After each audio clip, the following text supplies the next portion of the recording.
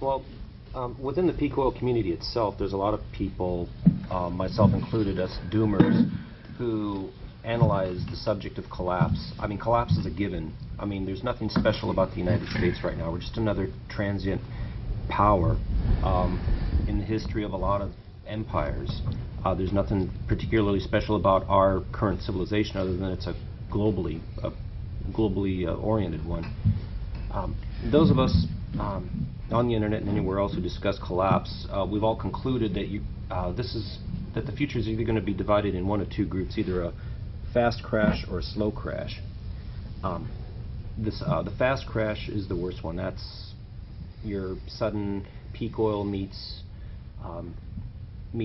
socioeconomic collapse, meets maybe some global or semi-global natural disaster, and people start going cannibalistic within a month. That's the fast crash. The slow crash is kind of what's going on right now. We enter Great Depression number 2, maybe some partial recovery, maybe we just never recover from it, and things gradually get worse in line with what John Michael Greer out of Southern Oregon has envisioned. He's done some brilliant work. He acknowledges that Collapse by Jared Diamond is a really good book, but he's a critic, but he has some critical points with Jared Diamond's work. And what John Michael Greer envisions is basically, based on his research, is a collapse taking about 150 years. That's on average what he's discovered with the Mayans, the Romans, other great powers and civilizations. So, in terms of preparedness, what would you rather prepare for?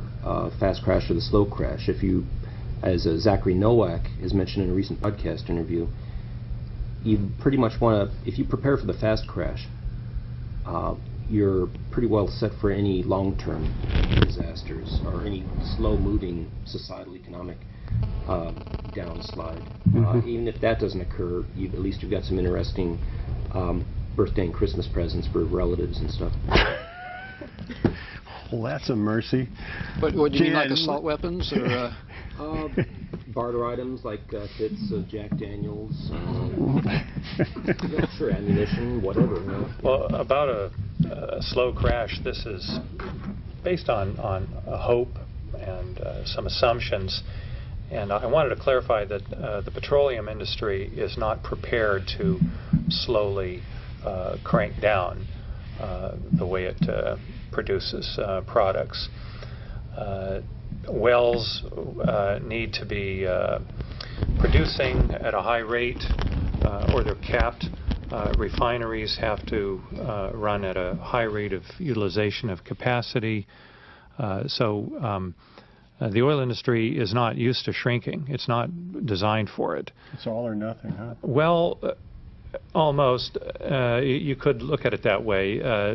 So again, it has little to do with how much oil is left in the ground.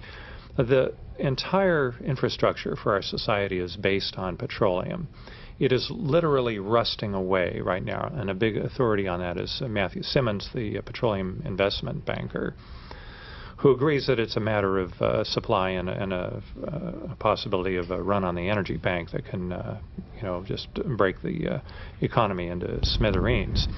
So seeing as there's probably not going to be transition to some energy technotopia, we do have to start looking at petroleum-free living, and to get our communities together that are going to be relying simply on local resources, and that goes for whatever local decentralized energy systems that we may have going. That angle about the petroleum industry not being able to not being built to be able to throttle itself down smoothly, that's an angle I have never heard of before.